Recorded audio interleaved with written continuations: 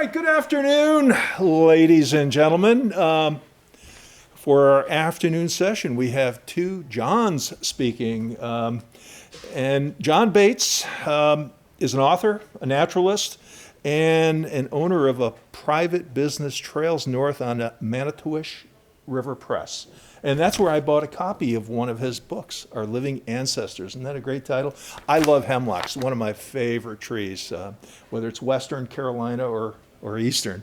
So John, he's written 11 books and is a contributor to 8 others, all of which focus on the natural history of Wisconsin's North Woods. And I was a Yooper for 6 years, so it was kind of a neighbor to where John lives, Upper Peninsula, Michigan.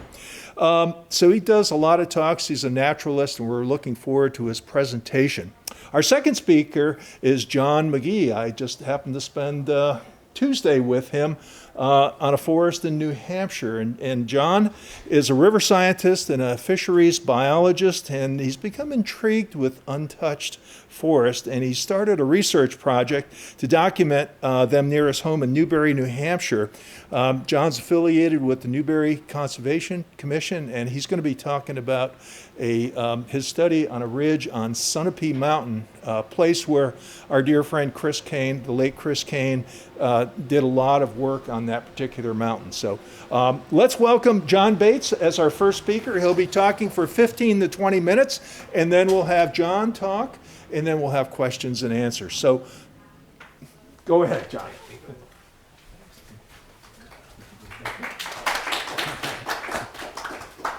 Great to be here. I always like to start a talk with a simple phrase: a place is a space with a story. That story is a big novel, right, made up of thousands of stories. And one of the stories with northern Wisconsin is hemlocks. And I want to tell you about the forgotten history of it. I don't know if the history here in New England is forgotten about it as well, but it may or may not be for you. But for people in Wisconsin, they don't remember it. And our future for Wisconsin hemlocks is really uncertain. We have no hemlock adelgid in Wisconsin at this point, so we're trying to learn from all of you who have had to deal with this all along the way. We're the last end of the road for hemlocks. We're the westernmost edge of the range, so at the moment we're momentarily safe. Hemlock's the newbie in Wisconsin. It only arrived about 5,000 years ago, and established itself near me about 3,000 years ago, and established itself as a dominant member of our forest systems just 1,000 years ago. So hemlock's a relative newcomer to northern Wisconsin, not like you guys. You've had it longer. We have a myth in Wisconsin that our northern forest was a pinery. It wasn't.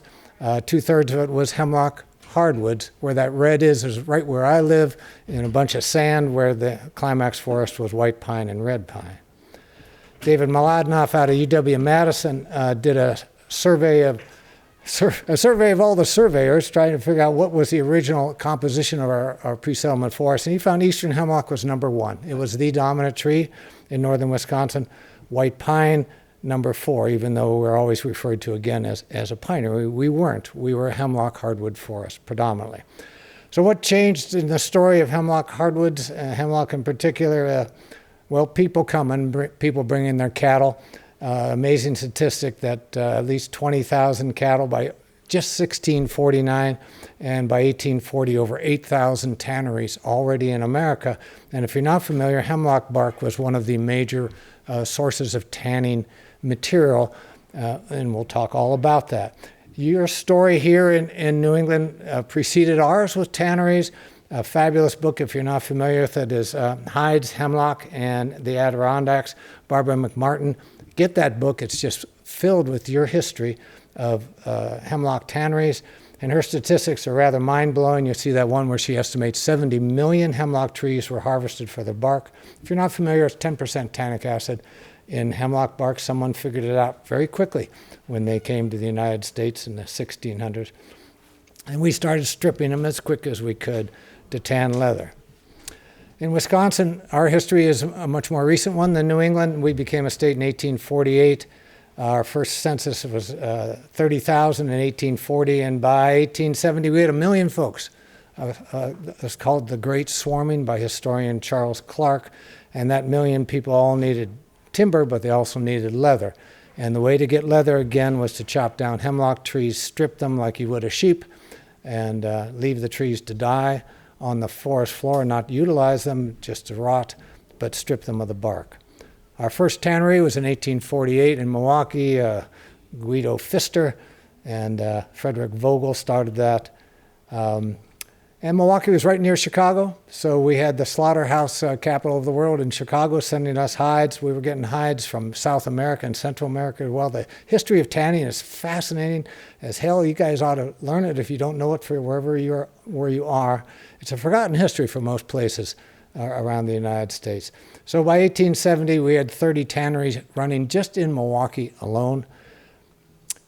There was a 4-person team who usually did it. Then usually there was an old guy hanging out making sure those 4 young guys were doing what they were supposed to be doing. And this is one of those cool pictures. Can you imagine back in the day? This is one of the only pictures I've seen of a forest landscape of the trees stripped of their bark. These naked, massive hemlocks just left to rot on the forest floor. Look at this statistic, though, that's mind-boggling to me. A cord of bark was said to tan 4 to 5 hides. It took 4 to 5 trees to make a cord of bark. Thus, 1 hemlock tree was converted into 1 tanned hide. No way. Yeah, Yahweh. So the bark was hauled to the tanneries. I love this photograph. These 2 horses are saying, "No way in God's name am I going to haul this sleigh." At the bottom, I don't know if you can see that. I can't even see it. 30-some cords. 42 tons. 42 tons of bark on that sleigh. Hard to imagine the times in cutting all that down. It was hauled by sleigh. It was hauled by train. It was hauled by sailing sloop. This is Kenosha, Wisconsin, on the Great Lakes, also on Lake Michigan, just south of Milwaukee. Racine, Wisconsin had tanneries. We had tanneries all over Wisconsin, particularly along Lake Michigan. Milwaukee became the leader in the world in tanning leather. So in 1907, alone Milwaukee, just the area of Milwaukee, tanned 2 million hides. So that converts to about 2 million hemlock trees just in that one year in Milwaukee. And they made these huge bark stacks near the tanneries, and a big tannery would have a mile of bark stacks every year just to tan hides. Milwaukee was very proud to say the world walks on Milwaukee leather. We tan the world. We're the Queen Tanning City, yada, yada, yada. Big business. Pfister and Vogel employed 3,600 people in their tanneries up until 1919. World War I happened, and all that changed. This is a long piece about 1882, a chief division of forestry, basically saying everywhere else in the world we know to conserve our lumber, but not here. We're cutting it down as fast as we can. We know there's an end to it, but we don't care, and soon we're going to run out.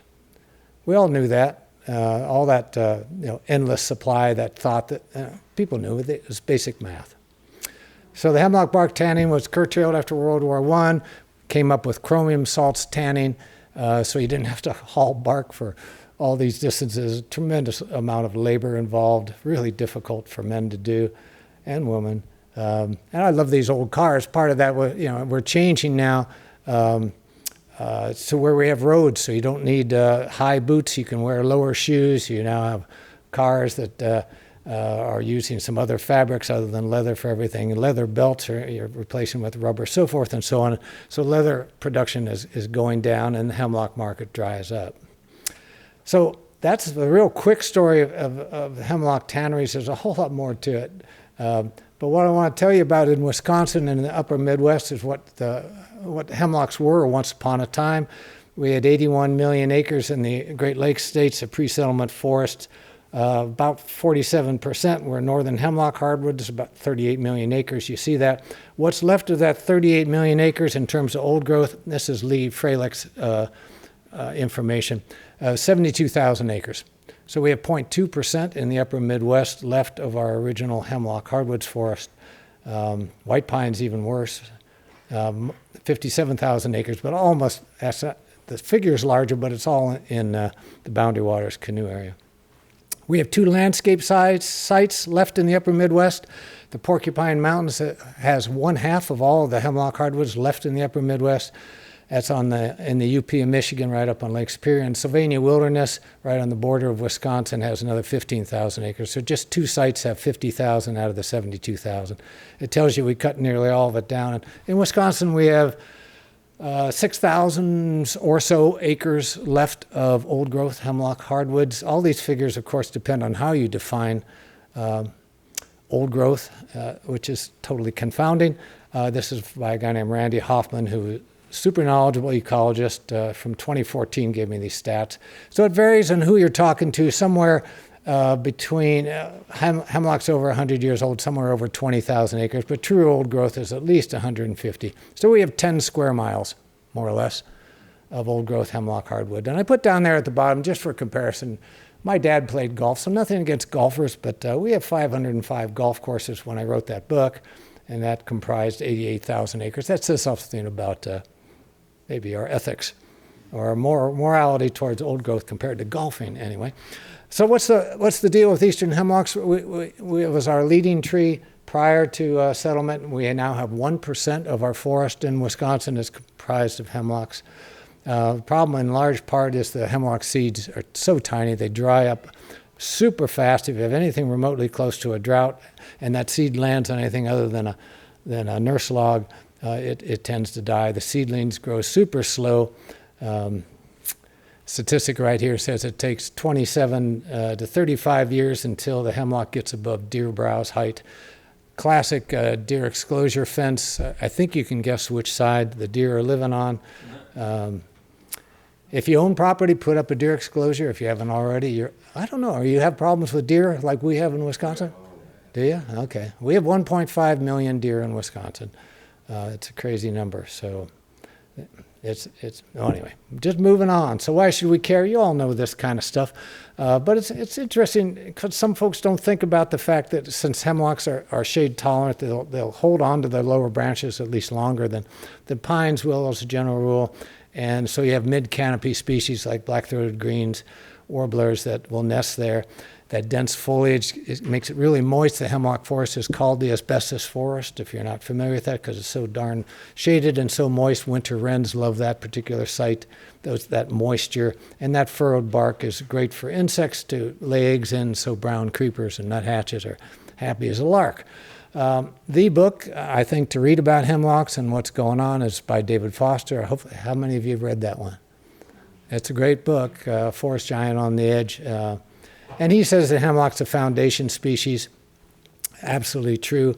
Controls the characteristics of the ecosystem because of that shade. 1% of the light reaches the forest floor. Significance for breeding birds. Well, a big, long study basically showed 5 species did super well in hemlock hardwoods.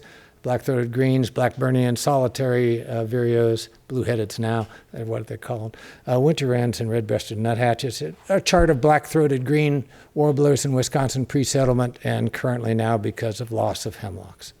I'm buzzing through here. So the big issue right now, of course, is hemlock woolly adelgid, which has made it to Michigan. And actually, it's in the northernmost county of Lower Michigan now. It's right there at the Mackinac Bridge, ready to come into the UP of Michigan and ready to cross on over into Wisconsin. But so far, we don't know of it. The key to preventing it, as you all likely know, is winter. And we used to hit minus 40 every other year in northern Wisconsin. I've lived full-time in northern Wisconsin for 41 years. Now we have trouble hitting minus 30. We were zone 3, now we're zone 4. I'm worried about us making it to zone 5, but if somehow we can stay at minus 30, that might be our saving grace. Nothing else seems to matter more so than cold. There's been 30 years of efforts at biological control. Lots of articles on this. A really good video I would recommend you take a peek at by a guy named Dr. Scott Salem. Came out in January 28th this year. He's the guy that's been leading all the beetle research. There's 2 species of beetles they're really trying to figure out to raise in scale that will make a difference to eat the adelgids and a silverfly. Really marginal success. for a whole host of reasons. If you have questions, we can talk about. There's some silvicultural tools that are being considered. If you thin out a hemlock forest, you let more light in, you get greater vigor of those trees. That greater vigor has been shown to slow down the hemlock woolly adelgid some. They're still invaded. They're still killing the tree, but at a slower rate. So is there some silvicultural tools we can use? Current research is taking place. I'm most interested in this, which is the lingering hemlock project. There's resistant trees. That's probably the bottom line of what will work, if anything works, to save eastern hemlocks. There are resistant trees apparently out there, and hopefully those seeds are being collected and grafting is occurring to try. But that's such a long-term effort to try to determine if those trees will, over centuries, be resistant to the adelgid. So what's going to be our response to dead or dying trees? We have three options. We can cut them down right now, make them into boards and cords. We can let them die and fall and then salvage the fallen logs, or we can let them die and no salvaging. If we cut them all down, we're going to increase the light, and that has all these characteristics of increasing temperature on the forest floor, increasing all that light. A whole lot of things are going to occur which would not occur naturally if the deaths were allowed to occur slowly and the trees were allowed to fall on their own. Our saving grace in Wisconsin will likely be that we have 689 state natural areas. We were the first state in the country to have state natural areas in 1951.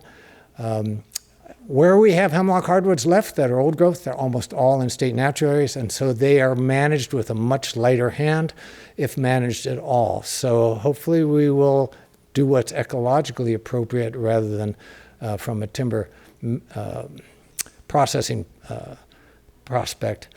David Foster said the best thing here, and then I'll be done. I promise if the objective is to manage in harmony with natural processes, then in most cases we recommend doing nothing, meaning no active management, for all the reasons you can see there. And I don't know that our foresters are on board with that. I'm not in the Forest Service nor with the state. I'm an independent naturalist, but I'm hoping that they'll read David Foster's book.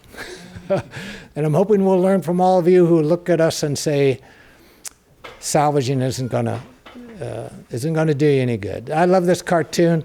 Clean it up, criminy. It's supposed to be a rat hole. Cleanliness is not next to godliness. These trees are not going to waste as they die. We need to give them the dignity of dying in their own time. So I'll finish with this quote, John Burroughs, from Wake Robin. I cross an ancient brush fence and am fairly within the old hemlocks, and in one of the most primitive undisturbed nooks. In the deep moss I tread as with muffled feet, and the pupils of my eyes dilate in the dim, almost religious light. I love that, almost religious light. There's nothing as pretty, I think, as being in a dark hemlock forest and that quiet that you have there. I've written a book about all the old growth left, as you so kindly held up. And I did write an article, if you really want to get nuts about reading about tanning, for the Wisconsin Magazine of History at some length, talking all about tanneries in Wisconsin. That's me, thanks.